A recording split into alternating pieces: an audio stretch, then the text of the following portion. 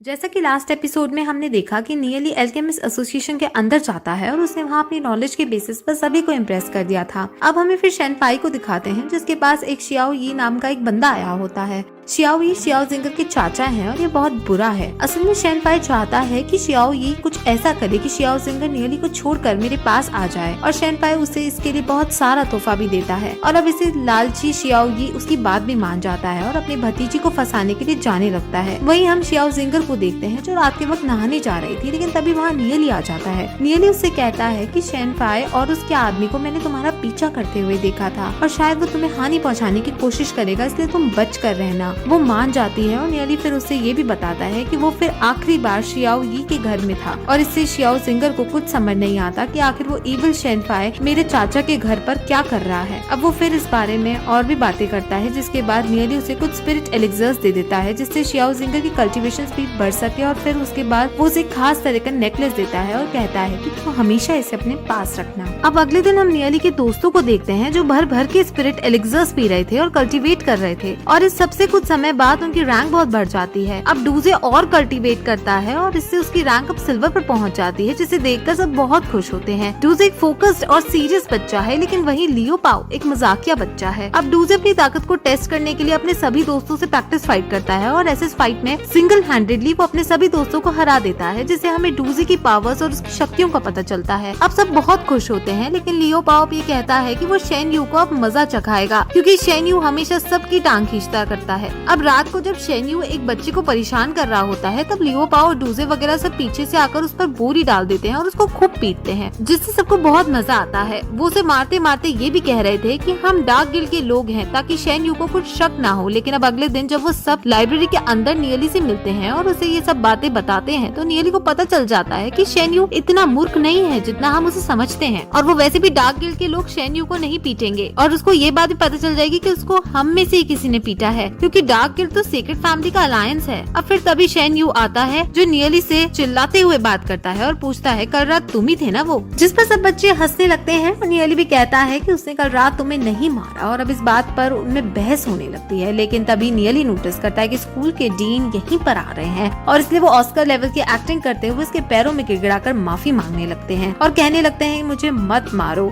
सब शॉक हो जाते हैं और तभी वहाँ डीन आकर जब ये देखते हैं कि शेन यू बच्चों को फिर से तंग कर रहा है तो वो उसे बहुत ज्यादा डांटते हैं। वहाँ एल्केमिस्ट एसोसिएशन की डायरेक्टर यांग भी आती है। वो यहाँ पर नियली और यहाँ के डीन से मिलने आई होती है। शेन यू को तो पनिशमेंट दे दी जाती है और वहीं डायरेक्टर यांग नियली से आकर मिलती है और उससे उसकी पिल के लिए जो उसने पर्पल हेज ग्रास से बनानी सीखी थी उसके लिए उसे धन्यवाद करती है और फिर जो उसका प्रॉफिट हुआ होता है उसमें से एक भाग वो नियली को भी देती है, जिससे नियली बहुत खुश होता है। अब फिर वहाँ डीन भी आता है और उसे जब ये पता चलता है कि नियली एल्केमिस्ट एसोसिएशन के अंदर एंट्रेंस एग्जाम देकर पास हो गया है तो वो बहुत शॉक होता है और अपने स्टूडेंट की इस काबिलियत पर उसे शाबाशी भी देता है। वहीं हम शियाओ जिंगर को देखते हैं जो कल्टीवेट कर रही थी और नियली के दिए हुए एलिक्सर्स की मदद से वो कल्टीवेट कर सिल्वर रैंक पर पहुंच गई थी, जिससे उसे बहुत खुशी होती है और वो नियली को याद करने लगती है। लेकिन तभी वहाँ उसके चाचा शियाओ ही आते हैं और उसे दुखी होते हुए कहते हैं कि सीक्रेट फैमिली के लोग मान ही नहीं रहे और वो तुम्हारी शादी करवा कर ही रहेंगे और मैं इसमें कुछ नहीं कर पा रहा हूँ, जिस पर वो उससे इमोशनल होकर माफी मांगने भी लगते हैं। जिस पर शियाओ जिंगर दुखी होते हुए उनसे कहती है कि इसमें आपकी कोई गलती नहीं है, इसलिए आप दुखी ना हुई। जिस पर अब चाचा और ज्यादा दुख प्रकट करता है और फिर अब चाचा उसे भतीजी का प्यार दिखाते हुए कुछ एलिक्सर्स गिफ्ट करता है और उसे पीने के लिए कहता है,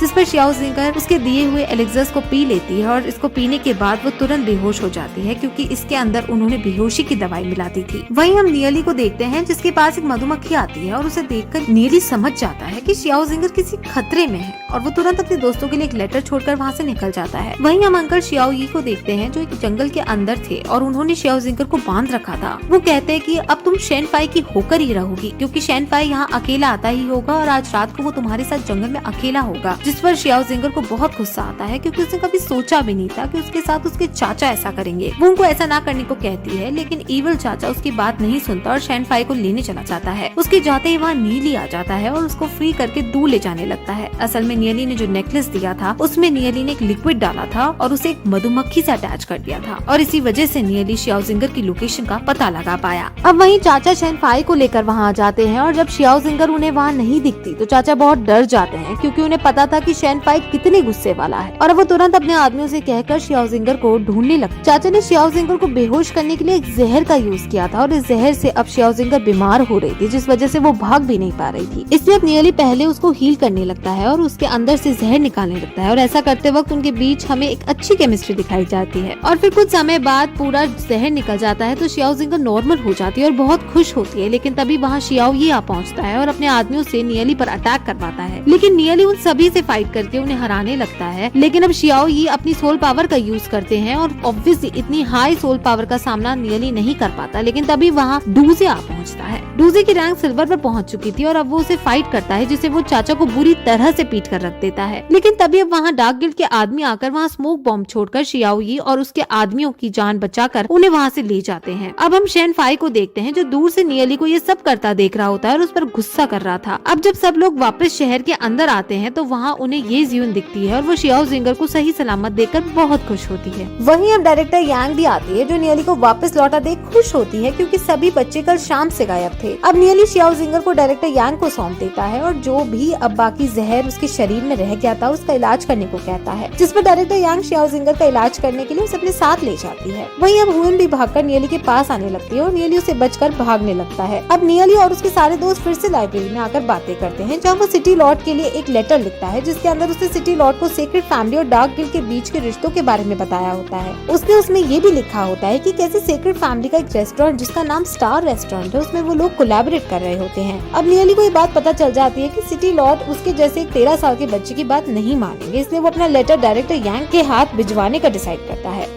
अब डायरेक्टर यांग लेटर को लेकर सिटी लॉर्ड के मैनेजर के पास जाती है और उस लेटर को डिलीवर करने के लिए तैयार हो जाते हैं। लेकिन वो अपनी कंडीशन रखता है और कहता है कि वो इस लेटर को डिलीवर कर देगा, लेकिन नियली को इसके बदले में उनकी एक मदद करनी होगी। उसे एक स्नो विंड स्पिरिचुअल गॉड पिल को रिफाइन करनी होगी। एक बहुत खास पिल थी और उसे रिफाइन करना बहुत मुश्किल था, लेकिन सिटी लॉर्ड के मैनेजर को नियली की नॉलेज और उसकी कैपेबिलिटी के बारे में पता लग गया था, इसलिए वो नियली की इसमें हेल्प मांग रहा था। वहीं हम सीक्रेट फैमिली को देखते हैं जिसके अंदर शेन फाई और सीक्रेट फैमिली का मैनेजर जिसका नाम एल्डर मिंग है वो नियली और उसके दोस्तों को जान से मारने की प्लानिंग बनाते हैं। वहीं दूसरी तरफ अब डायरेक्टर यांग मान जाती है और नियली को लेकर यहाँ आती है और वो सब मिलकर इस पिल को रिफाइन करने की बातें करने लगते हैं। इस पिल को रिफाइन करने के लिए हाई कल्टीवेशन लेवल चाहिए होती है, लेकिन नियली की कल्टीवेशन लेवल हाई नहीं थी, जिस वजह से सब दुखी हो रहे होते हैं और तभी नियली उन्हें दुखी ना होने के लिए कहता है और उन्हें इस मेडिसिन को रिफाइन करने का एक दूसरा तरीका बताता है और उन्हें खास बुक का नाम बताकर उस बुक को लाने को कहता है, जिस पर सब हैरानी में पड़ जाते हैं क्योंकि उन्होंने ऐसी किसी बुक का नाम कभी सुना ही नहीं था। लेकिन तभी डायरेक्टर यांग को एक बुक का ध्यान आता है जो प्रेसिडेंट अपनी टेबल की हाइट को मैनेज करने के लिए पत्थर की तरह ही उसे यूज करते हैं और वही बुक है जिसके बारे में नियली ने अभी अभी कहा है। अब वो फिर सब पिल रिफाइन करने में लग जाते हैं और शहर के सबसे बड़े एल्केमिस्ट भी इस रिफाइनिंग में हेल्प कर रहे होते हैं। लेकिन लास्ट में पिल बनाने का बर्तन अनस्टेबल होने लगता है और वो फटने के कगार पर आ जाता है और सब चिंतित होने लगते हैं। लेकिन तभी नियली आगे आता है और अपनी सोल पावर का यूज करते हुए पिल के एक्स्ट्रा टॉक्सिक एलिमेंट्स को हटाकर उससे कंट्रोल करने लगता है और इसमें कामयाब हो जाता है, जिसके बाद पिल बनकर रेडी हो जाती है और ये सब देखकर सब बहुत खुश होते हैं क्योंकि पिल की क्वालिटी पहले से भी ज्यादा 50% बढ़ जाती है। अब नियली की इस कामयाबी को देखकर डायरेक्टर यांग खुश होती है और भावनाओं में बहकर नियली को किस कर देती है और इसके बाद वो पिल्स लेकर सिटी लॉर्ड के मैनेजर को दे आती है और वो ये पिल्स देकर बहुत चौंक जाते हैं क्योंकि ये पहले से बहुत अच्छी होती है। अब वो और भी बातें करने लगते हैं जिसमें हमें पता चलता है कि अभी लेजेंडरी रैंक ये मूक जो ये जियून के दादा भी हैं, वो भी सिटी के अंदर नहीं है। वो आईटी के लोगों को ताकतवर बनाने के लिए उनके लिए अलग अलग खजाने ढूंढने के लिए खतरनाक जगहों पर गए हैं और वो अपनी जान को दांव पर लगाकर सिटी को 20 के हमलों से बचाने के लिए बहुत मेहनत कर रहे हैं। ये बातें उनको सीक्रेट रखनी है क्योंकि अगर ये मौके शहर में ना होने की खबर डार्क गिल्ड को पता चली तो डार्क गिल्ड शहर पर हमला कर देंगे। वहीं अब अगले दिन नियली और स्कूल के सभी बच्चे स्कूल की तरफ से एक जंगल में लाए जाते हैं और उनका वहाँ कॉम्पिटिशन ऑर्गेनाइज होता है। वहाँ उनको हॉर्न शीप का शिकार करके उन हॉर्न को इकट्ठे करने होते हैं और जिसके सबसे ज्यादा हॉर्न शीप होंगे उसे विनर बनाया जाएगा। अब नियली ये जियून को देखता है और उसकी बढ़ी हुई लेवल देखता है। उसे पता चल जाता है कि जो मेडिसिन उसने कल रिफाइन की थी उसका यूज करके ये जियून की एक लेवल बढ़ गई है, जिसे देखकर नियली खुश होता है। लेकिन नियली को ये जियून के इतना पास देकर शियाओजिंगर जेलसी फील करती है। अब फिर सब अंदर चले जाते हैं और टीचर भी उनकी सुरक्षा के लिए ग्रुप्स बनाकर उनके पीछे पीछे है। लेकिन तभी वहाँ डार्क गिल्ड और सीक्रेट फैमिली के लोग आकर नियली और उसके दोस्तों को पकड़ने का प्लान बनाते हैं और उनका पीछा करने लगते हैं।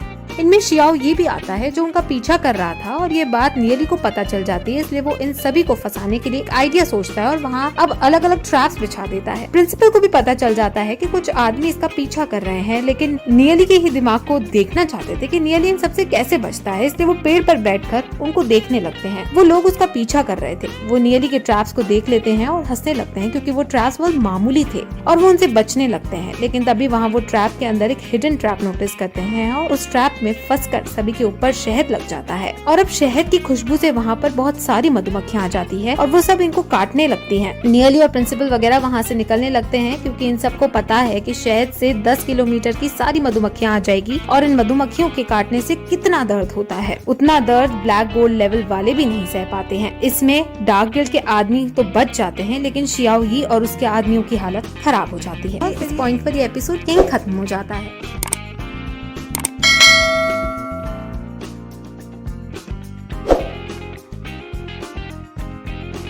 कहानी में वापस आते हैं और हम ये ज़ियोन को देखते हैं जो बीस्ट का शिकार करने की कोशिश कर रही है और उससे एक एप भी दिख जाता है। वो उस एप को पहले तो मारने की कोशिश करती है, लेकिन वो एप बहुत शक्तिशाली था जिस वजह से ये ज़ियोन उसे हरा नहीं पा रही थी। जिस वजह से एप जब उस पर भारी पड़ने लगता है तो शियाओ सिंगर वहाँ पर आ जाती है और ये ज़ियोन को बचा लेती है। वो ये ज़ियोन से अब रूड होकर बात करती है। ये ज़ियोन उसे अपनी सबसे अच्छी सहेली मानती है, लेकिन अब अपनी सहेली से ऐसा रूड शब्द सुनकर उसे शौक लगता है।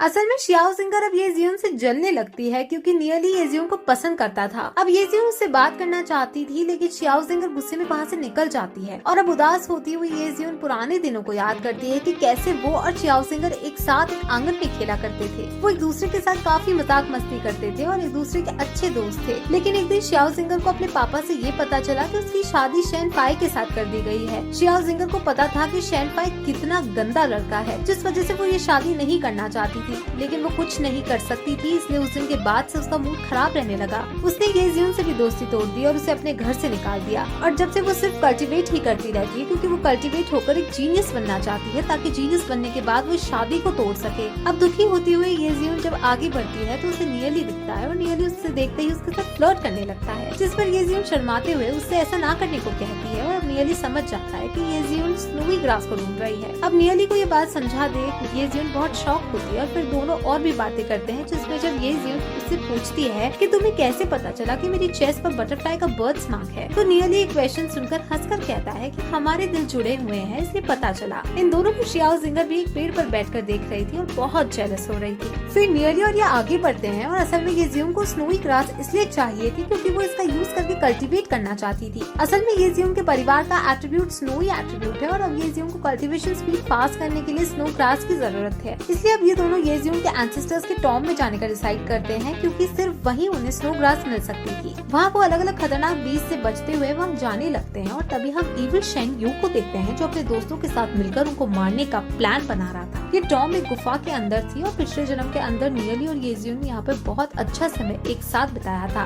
अब फिर वो इस गुफा के अंदर जाते हैं और तभी हम शेन यू को देखते हैं जो उनका पीछा करते करते यहाँ तक आ गया था। अब गुफा के अंदर आकर नियली और ये ज़ियोन स्नो ग्रास को ढूंढने लगते हैं और अब नियली अब ये ज़ियोन से बात भी करने लगता है, जिसमें वो उससे और ज्यादा फ्लर्ट करके उससे अपनी फियांस बनने की पूछता है, जिस पर ये ज़ियोन शर्माते हुए उसे डांटती है और अब दोनों एक साथ उसको ढूंढते हैं और उन्हें फाइनली स्नोवी ग्रास मिल जाती है। लेकिन सिर्फ एक ग्रास सफिशिएंट नहीं थी, जिस वजह से नियली और वो आगे अंदर जाकर और ग्रास ढूंढने लगते हैं और आगे बढ़ते हैं। लेकिन वहाँ क्योंकि ये ज़ियोन का एंसेस्टर्स का मकबरा था, इसलिए ये ज़ियोन को डर लगने लगता है क्योंकि वो भूतों से डरती थी। इसलिए वो नियली का हाथ पकड़ने के लिए नियली से पूछती है और इस सुनहरे अवसर को नियली अपने हाथों से जाने नहीं देता और वो दोनों आगे बढ़ते हैं और उन्हें एंसेस्टर्स के कई सारे टॉम दिखते हैं। वहाँ उनके पीछे शेन यू भी आ जाता है और वो नियली को ये ज़ियोन के पास देकर जलने लगता है और वो जलन के मारे इन दोनों को यही मारने का डिसाइड करता है और इससे वो गुफा से बाहर जाने के रास्ते में बहुत बड़ी बर्फ की दीवार खड़ी कर देता है। वो उन्हें गुफा के अंदर ही हमेशा के लिए बंद करना चाहता था। वही ये ज़ियोन और नियली एंसेस्टर्स को नमस्कार करने लगते हैं और तभी अचानक वहाँ एक स्पिरिट उनके सामने आती है। वो स्पिरिट अपने आप को यहाँ का रक्षक बताती है और कहती है कि तुम दोनों यहाँ से भाग जाओ वरना बहुत बुरा होगा। और फिर वहाँ बहुत तेज हवा चलने लगती है, जिस वजह से नियली और ये ज़ियोन उड़कर अपने आप टॉम से दूर हो जाते हैं। अब उन्होंने क्योंकि स्नोवी ग्रास हासिल कर ली थी, इसलिए नियली और वो वापस जाने का डिसाइड करते हैं, लेकिन वापस जाते वक्त वो एग्जिट को बंद हुआ पाते होते हैं और नियली समझ जाता है कि ये शेन यू का ही काम है। वो दोनों उसे चाहकर भी नहीं तोड़ पा रहे होते हैं, इसलिए अब वो वापस टॉम के पास जाने का डिसाइड करते हैं। वो दोनों अब वापस टॉम के पास जाकर टॉम के रक्षक से मदद मांगते हैं और उन्हें सब बताते हैं, जिस पर टॉम का रक्षक येजिउन की तो मदद करने को तैयार हो जाता है, लेकिन वो नियली से उसका इंट्रोडक्शन पूछता है, जिस पर नियली अपने आप को येजिउन का फियांस बताता है। और अब क्योंकि येजिउन और नियली दोनों उसी परिवार के हैं, इसलिए रक्षक उनकी मदद को तैयार हो जाता है और वो येजिउन को ताकत देने लगता है। वो येजिउन को इतनी ताकत देता है जिससे वो एग्जिट पे खड़ी बर्फ की दीवार को तोड़ सके, और अब पावर देकर येजिउन को उसे स्टेबल करने के लिए मेडिटेट करना था, इसलिए वो 2 घंटे के लिए ध्यान की मुद्रा में चली जाती है। इस बीच रक्षक नियली को येजिउन का फियांस समझ उससे भी एक खास तरह का गोल्ड डिगर देता है, और ये ब्लैक गोल्ड लेवल का खजाना था, और इसे पाकर नियली बहुत खुश होता है। अब नियली और रक्षक बहुत सी बातें करते हैं और वो प्यार के नेचर के बारे में भी एक लंबी चौड़ी बात करते हैं, जिसमें वो नियली को ये सिखाता है कि कैसे हमें किसी से प्यार करना चाहिए और कैसे किसी को खुश रखना चाहिए। अब फिर वो उसे एक बटरफ्लाई टैटू भी देता है, जो सीधे नियली के हाथ से जाकर चिपक जाता है। रक्षक बताता है कि ये टैटू येजिउन की चेस्ट पर भी है, और अब क्योंकि ये तुम्हारे ऊपर भी है, इससे तुम दोनों दूर रहकर भी एक दूसरे की फीलिंग्स को जान पाओगे, और अगर तुम में से कोई भी मुसीबत में होगा तो दूसरे को वो पता चल जाएगा। अब फिर इतनी देर में येजिउन को भी होश आ जाता है, और अब येजिउन की रैंक सिल्वर हो चुकी थी, और ये देखकर दोनों ही बहुत खुश होते हैं। अब नियली येजिउन को वो गोल्ड डैगर देता है और कहता है कि इसकी तुम्हें ज्यादा जरूरत है, और फिर उसे अपने बटरफ्लाई वाले टैटू के बारे में बताता है और फिर उससे फ्लर्ट करने लगता है। अब दोनों बाहर आते हैं और येजिउन आसानी से बर्फ की दीवार को तोड़कर बाहर निकलने लगती है, और वहीं हम शियाओ जिंगर को देखते हैं, जिसे पता चल चुका था कि नियली इस गुफा के अंदर फंसा हुआ है और वो अपने हाथों से इसको तोड़ने की कोशिश कर रही थी, लेकिन इतने में येजिउन ही दीवार को तोड़ देती है। शियाओ जिंगर वहाँ से छुप जाती है और नियली और येजिउन को बहुत क्लोज आता हुआ देखती है, और अब वो दुखी होकर एक्सेप्ट कर ही लेती है कि नियली येजिउन के साथ ही खुश है। वहीं दूसरी तरफ शेन यू अपनी आंट को बताता है कि उसने कैसे नियली को मार दिया है, और ये सुनकर आंट भी बहुत खुश होती है, लेकिन तभी वहाँ पीछे से नियली और येजिउन आ जाते हैं, और इन दोनों को देखकर शेन यू को जोर का झटका लगता है। अब नियली आते ही शेन यू की सच्चाई सामने रख देता है और इसे कि इसने कैसे हम दोनों को मारने की कोशिश की। अब क्योंकि इसमें सिटी लॉर्ड की बेटी यानी येजिउन भी शामिल थी, इसे टीचर घबरा जाती है, क्योंकि अगर सीक्रेट फैमिली का इसमें नाम आया तो सिटी लॉर्ड सीक्रेट फैमिली को छोड़ेगी नहीं। इससे टीचर नियली से इसका प्रूफ मांगती है। अब उनमें बहस ज्यादा बढ़ जाती है, और तभी वहाँ शियाओ जिंगर भी आती है, और वो नियली के पक्ष में गवाही देते हुए कहती है कि मैंने शेन यू को आइस केव के बाहर देखा था। अब टीचर बहस में हारने लगती है, और वो अपनी इज्जत बचाने के लिए ये ऐलान कर देती है कि इसकी एक बड़े लेवल पर जांच की जाएगी, और अगर शेन यू दोषी साबित हुआ तो इसे सीक्रेट फैमिली से निकाल दिया जाएगा और इसे बहुत बड़ी सजा भी दी जाएगी। अब फिर सब वहाँ से जाने लगते हैं, और येजिउन शियाओ जिंगर के पास जाकर उसे नियली के पक्ष में गवाही देने के लिए धन्यवाद बोलती है, लेकिन शियाओ जिंगर अब भी उससे रूडली बात करती है। वहीं हम प्रिंसिपल और वाइस प्रिंसिपल को देखते हैं, जो ये सब बातें छुप कर देख रहे थे, और ये भी डिसाइड करते हैं कि वो अपने तरीके से इस मामले की जांच करेंगे, और अगर सीक्रेट फैमिली दोषी होगी तो उसे सजा देंगे। अब फिर रात को हम शियाओ जिंगर को देखते हैं, जो अपने फादर के पास आती है, और वहाँ दोनों बातें करते हैं, और अब हमें यहाँ से पता चलता है कि शियाओ जिंगर ने अभी अपने फादर को अपने अंकल के बारे में नहीं बताया है कि वो कितने बुरे इंसान हैं। उसके फादर शियाओ जिंगर को बताते हैं कि शियाओ यी और चेयरमैन शियाओ टी माउंटेन पर इन्वेस्टिगेट करने गए थे, और वहाँ उनको मधुमक्खियों ने काट लिया था। उसके फादर को ये नहीं पता था कि वो नियली को मारने गए थे, और नियली ने ट्रैप रच उनको मधुमक्खियों से कटवाया था। और फिर अब हम नियली को देखते हैं, जो एल्केमी एसोसिएशन के अंदर बैठा था, और वहाँ पर वो येजिउन के लिए एक खास फिल्म बना रहा था, और तभी वहाँ फिर डायरेक्टर यांग आती है और नियली से उसके लिए भी एक खास फिल्म बनाने की जिद करती है, जिस पर नियली उसकी बॉडी को चेक करता है और फिर उसकी कल्टीवेशन स्पीड को बढ़ाने का तरीका उसे बताता है। डायरेक्टर यांग का एट्रीब्यूट लाइटनिंग क्लाउड का है, और कल्टीवेशन स्पीड को तेज करने के लिए उन्हें रेड लाइटनिंग पिल खानी होगी। रेड लाइटनिंग पिल लाइटनिंग मंकीज के अंदर पाई जाती है, और ये मंकीज को ढूंढना बहुत मुश्किल भारी काम है, क्योंकि ये बहुत कम होते हैं और बहुत ज्यादा शक्तिशाली होते हैं। अब फिर वो दोनों डिसाइड करते हैं कि वो शहर के लोगों को इन बंदरों को ढूंढने के लिए कहेंगे, और जो भी इन बंदरों को ढूंढेगा उनको एल्केमी एसोसिएशन की 50 मिलियन सीकों का इनाम दिया जाएगा। अभी नोटिस बोर्ड में छपवा दिया जाता है, और ये देखकर सब उस मंकी को पकड़ने का डिसाइड करते हैं। वहीं हम सीक्रेट फैमिली के अंदर टीचर, शेन यू और डार्क गिल्ड के आदमी को देखते हैं, जो सीक्रेट फैमिली के मैनेजर के पास खड़े थे। शेन यू सबके सामने डार्क गिल्ड के आदमी पर गुस्सा करके कहता है कि तुमने उन्हें केव के अंदर मारा क्यों नहीं, तुम बहुत बड़े डरपोक हो। ये सुनकर टीचर शेन यू को थप्पड़ मारती है और उसे चुप रहने को कहती है, जिस पर अब डार्क गिल्ड का आदमी एरोगेंसी दिखाता हुआ कहता है कि लगता है सीक्रेट फैमिली अब डार्क गिल्ड के साथ खुश नहीं है। असल में डार्क गिल्ड का यहाँ दबदबा है और सीक्रेट फैमिली डार्क गिल्ड से डरती है, और क्योंकि शेन यू ने अभी भी डार्क गिल्ड के आदमी की बेइज्जती की है, इसे सीक्रेट फैमिली का मैनेजर खड़े होकर शेन यू को लताड़ता है और उसे भगा देता है। इस डार्क गिल्ड के आदमी का नाम यून हुआ है और ये डार्क गिल्ड का एग्जीक्यूटिव है। अब यून हुआ मैनेजर को बताता है कि एल्केमी ने लाइटनिंग मंकी को पकड़ने के लिए 50 मिलियन का इनाम रखा है और अब वो इस पर इन्वेस्टिगेट करने का डिसाइड करता है और वहाँ से फिर चला जाता है। टीचर इस एग्जीक्यूटिव का एटीट्यूड देखकर बहुत गुस्सा करती है और मैनेजर से पूछती है कि हम डार्क गिल्ड से नाता तोड़ नहीं सकते क्या, क्योंकि डार्क गिल्ड वाले बहुत एरोगेंट और एटीट्यूड में रहते हैं। जिस पर मैनेजर बताता है कि ये डार्क गिल्ड बहुत शक्तिशाली है और माना जाता है कि डार्क गिल्ड का हेड लेजेंडरी रैंक ये मो से भी ज्यादा ताकतवर है। ये सुनकर टीचर की आँख खुली की खुली रह जाती है, क्योंकि आज तक उसने किसी भी ऐसे बंदे के बारे में नहीं सुना था जो ये मो से ज्यादा शक्तिशाली हो। अब फिर मैनेजर टीचर को एल्केमी हाउस के ऑक्शन में जाने को कहता है, क्योंकि वहाँ पर उससे बहुत सारी खास स्किल्स मिल सकती है। वहीं अब डार्क गिल्ड का वो एग्जीक्यूटिव अपने आदमियों को एलाकार माउंटेन्स में ले जाता है और वहाँ अपने आदमियों से लाइटनिंग मंकी को पकड़ने के लिए कहता है। जिस पर जब उसके आदमी उससे पूछते हैं कि हमें तो ये इन्वेस्टिगेट करना था कि डायरेक्टर यांग को आखिर ये मंकीज चाहिए क्यों, तो हम इन्वेस्टिगेशन को छोड़कर यहाँ मंकीज को क्यों पकड़ रहे हैं। जिस पर एग्जीक्यूटिव बताता है कि हम सभी यहाँ पर गोल्ड रैंक के हैं और एल्केमी एसोसिएशन के अंदर सभी प्रोफेशनल्स हैं, जिस वजह से वो हमें तुरंत मार डालेंगे, लेकिन अगर हम मंकीज को पकड़कर उन्हें देंगे तो हमें 50 मिलियन तो मिलेंगे ही और हमें और ज्यादा जानने को मिलेगा। वहीं नियली जो डायरेक्टर यांग के पास था, वहाँ पर अब प्रेसिडेंट आते हैं और वो उसे उस बुक को जो वो टेबल के नीचे लगाया करते थे उस बुक को ट्रांसलेट करने को कहते हैं, क्योंकि इस बुक में कुछ ऐसा लिखा है जिसका यूज करके वो एक ऐसी पिल बना सकते हैं जो शियाओ फेंग के बहुत काम आने वाली है। अब नियली मान जाता है और वो बुक ट्रांसलेट करने लगता है। अब फिर रात हो जाती है और हमें ये ज़्यून को दिखाते हैं जो लाइब्रेरी के अंदर नियली का वेट कर रही थी। वो नियली के बारे में भी सोच रही थी और तभी वहाँ नियली आ जाता है और नियली फिर से उससे फ्लर्ट करने लगता है और अब वो उसके लिए जो उसने पिल बनाई थी वो उसे देता है। अब ये ज़्यून फिर वापस अपने घर चली जाती है, जहाँ उसके पापा दिखते हैं जो उसे इतनी लेट घर आने के लिए लड़ते हैं, क्योंकि असल में डार्क गिल्ड का खतरा